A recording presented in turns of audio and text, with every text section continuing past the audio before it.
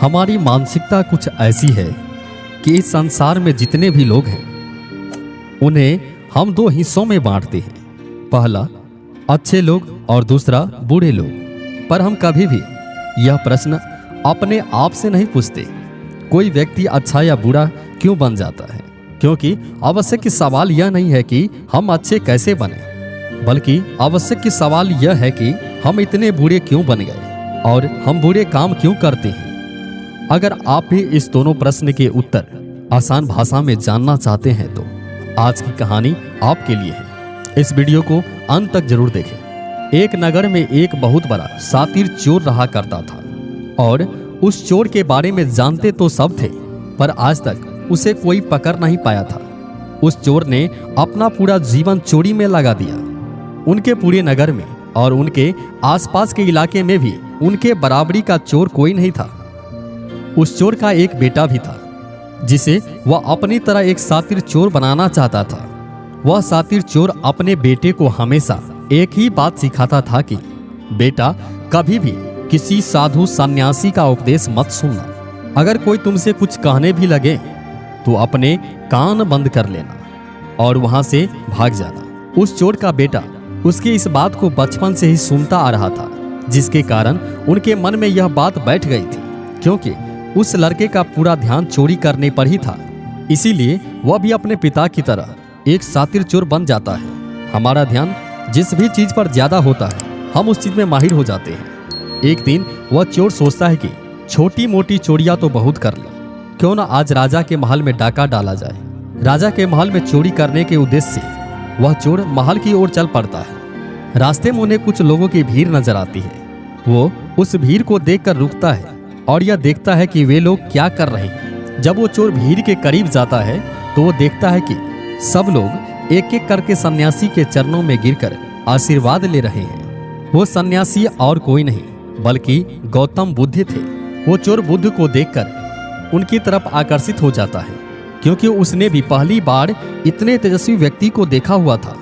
अचानक उसे अपने पिता की याद आ जाती है कि साधु सन्यासी से दूर रहना चाहिए। एक बार वो सोचता है कि वह वहां चले जाए, लेकिन फिर उसके मन में एक प्रश्न उठता है कि पिताजी ऐसा क्यों कहते थे।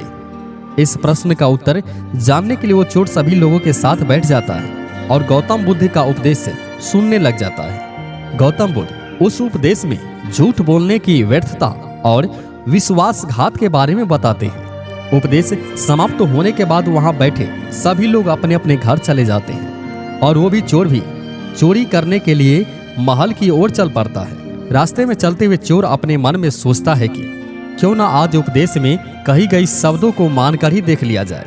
उसके बाद वो चोर महल की दीवार पर से कूदकर जाने की बजाय महल के द्वार से अंदर प्रवेश कर जाता है। ऐसा करते देख महल के द्वारपाल उसे रोकता है और उससे पूछता है कि तुम कौन हो और कहाँ जा रहे हो। वो चोर द्वारपाल से कहता है कि मैं एक चोर हूँ और अंदर चोरी करने के लिए जा रहा हूँ। उस चोर की बात सुनकर द्वारपाल सोचता है कि महल का कोई नौकर होगा और मुझसे मजाक कर रहा है।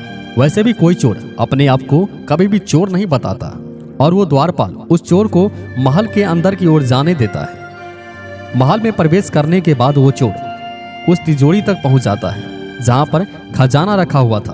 वो चोर उस तिजोरी को तोड़कर बहुत सारा धन अपनी पोटरी में भर लेता है और जैसे ही धन लेकर वो चोर वहां से जाने लगता है तो उसे रसोई नजर आता है। महल के सभी लोग सो रहे थे, इसीलिए रसोई में उस समय कोई भी नहीं था और उस चोर को बहुत जोर से भूख लगी थी। इसीलिए वो चोर रसोई में जाता है और पेट भर के खाना खाता है। भोजन करके वो चोर वहां से जाने लगता है। तभी अचानक उसे बुद्धि की दूसरी बात याद आ जाती है कि जिसका हमने नमक खाया है हमें कभी भी उसके साथ विश्वासघात नहीं करना चाहिए। वो चोर मन ही मन सोचता है कि मैंने इन राजमहल वालों का नमक खाया हुआ है और अगर मैं इनके धन की चोरी करके ले जाऊंगा तो विश्वासघात होगा।